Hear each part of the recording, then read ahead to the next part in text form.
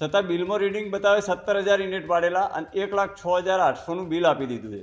તો આ બિલ અમારે કઈ રીતે ભરવું, આ સમસ્યા છે સાહેબ. વીજ પુરવઠો વપરાયા વિના ગ્રાહકને લાખોનું બિલ ફટકારાયું છે.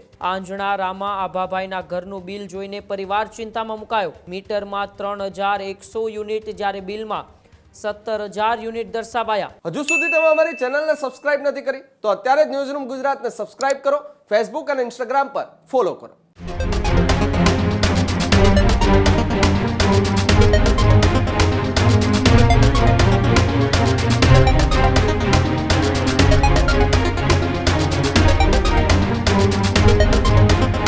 સમાચારોમાં આગળ વાત કરીએ તો સમાચાર ઉત્તર ગુજરાતના બનાસકાંઠાથી સામે આવી રહ્યા છે, જ્યાં બનાસકાંઠામાં UGVCL એટલે કે ઉત્તર ગુજરાત વીજ કંપની લિમિટેડનો એક મોટો છબરડો સામે આવ્યો છે.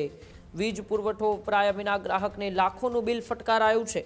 ચિત્રાસણી ગામના વીજ ગ્રાહકને રૂપિયા 1 લાખ કરતાં વધુનું બિલ મળ્યું. આંજણા રામા આભાભાઈના ઘરનું બિલ જોઈને પરિવાર ચિંતામાં મુકાયો. અગાઉ દર મહિને માત્ર 300 થી 400 બિલ આવતું હતું. મોબાઈલમાં લાખોના બિલનો મેસેજ આવતા ગ્રાહક છે તે ચોંકી ઉઠ્યા. ગામના મકાનમાં કોઈ રહેતું ન હોવા છતાં ભારે બિલ કેવી રીતે આવ્યું? મીટરમાં 3,100 યુનિટ જ્યારે બિલમાં 17,000 યુનિટ દર્શાવાયા. UGVCLની કામગીરી સામે ગ્રાહકે અનેક સવાલો ઊભા કર્યા. ઇકબાલગઢ UGVCL કચેરીએ ગ્રાહકે રજૂઆત પણ કરી. વીજ બિલમાં ગડબડને લઈને સ્થાનિકોમાં પણ રોષ જોવા મળ્યો છે. ત્યારે બંધ મકાનનું બિલ રૂપિયા 1 લાખ મળતા UGVCL ઉપર અનેક સવાલો ઊભા થયા કે ઉત્તર ગુજરાત વીજ કંપની લિમિટેડ એક બંધ મકાનનું બિલ છે એ 17,000 યુનિટ દર્શાવી દીધું, જ્યારે હકીકત 3100 યુનિટ જ હતું અને તે બિલ જે મહિને 300-400 રૂપિયા આવતું હતું તે બિલ વધીને 1 લાખ થઈ ગયું ને બિલ જોઈને પરિવાર ચોંકી ગયો. ચિત્રાસણી ગામના વીજ ગ્રાહક આંજણા રામા આભાભાઈ તેમના ઘરનું બિલ જોઈને ચોંકી ગયા, કારણ કે જ્યારે તેમને મેસેજ મોબાઈલમાં મળ્યો કે તમારે 1 લાખનું બિલ આવ્યું છે ત્યારે આંજણા રામા આભાભાઈ ચોંકી ગયા હતા કે બંધ મકાન જ્યાં કોઈ રહેતું પણ નથી, જ્યાં વીજનો કોઈ પ્રકારનો ઉપયોગ પણ નથી થતો, ત્યાં 1 લાખનું બિલ કેવી રીતે આવ્યું? ઇકબાલગઢ UGVCL કચેરીએ ગ્રાહકે હાલ રજૂઆત પણ કરી છે. ત્યારે વીજ બિલમાં ગડબડને લઈને આસપાસના સ્થાનિકોમાં પણ રોષ જોવા મળી રહ્યો છે.